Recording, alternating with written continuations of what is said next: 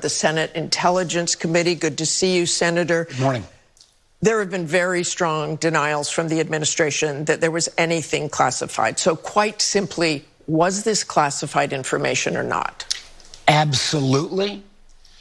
It was of such a nature when you were doing the actual battle plans and the timing and what type of aircraft were being sent out. If you had been a traditional military officer or a CIA caseworker, and you were this sloppy and careless with this classified information, you would be fired. No doubt about it. So let's talk about this, though. They keep saying it was not classified. And what is the confusion there? Could Pete Hegseth have since made it unclassified? Do different agencies have different classifications? There is no question, regardless of agency, that this was classified. And the point, what I wish Hegseth and those folks who are obfuscating as giving them the benefit of the doubt, I think they're lying about, they should know this is classified. You think every person who says this is lying? I think there is no question when you put out time and place. And I was yesterday down in Hampton Roads. I did 2 big town halls, Virginia Beach and Chesapeake. There were people in the town hall who were either friends or relatives of folks who were on the Truman. The Truman is the aircraft carrier that's been deployed to the Mediterranean.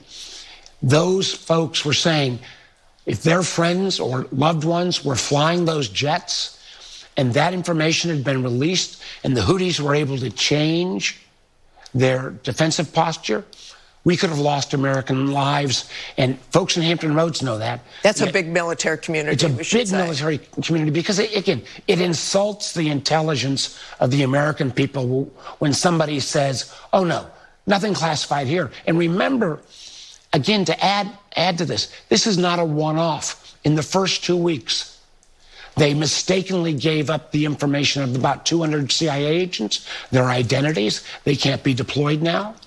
They, in the subsequent thing, the Musk boys put out a list of properties. Included on that was a classified spot. And then they printed the whole budget and headcount of another agency. These are all things that are evidence of the sloppy, careless approach. I want to stick to this particular incident, and I want to talk about the Signal app in particular, where this group chat started. This is what Attorney General Pam Bondi told Fox News this week. Let's listen.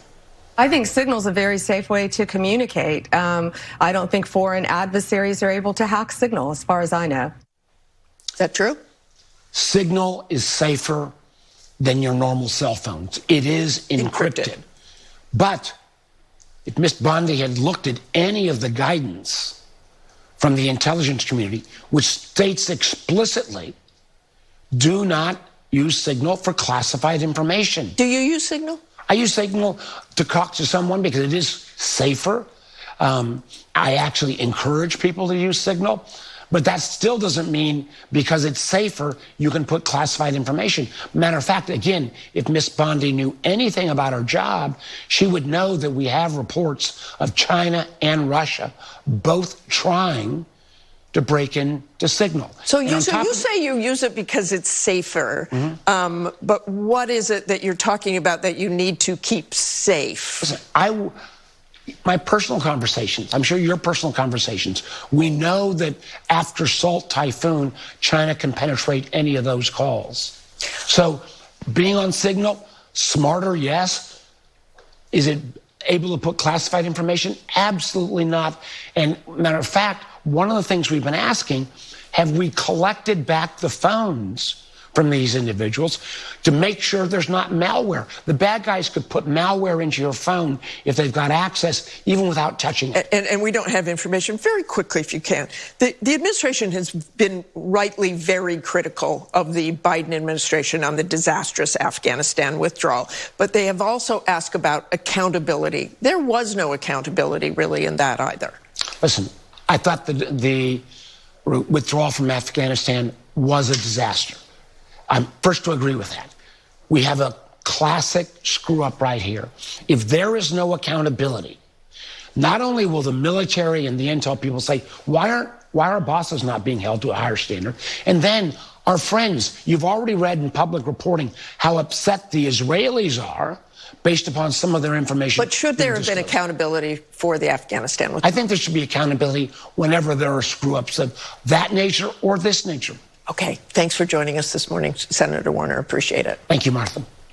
As for the Republican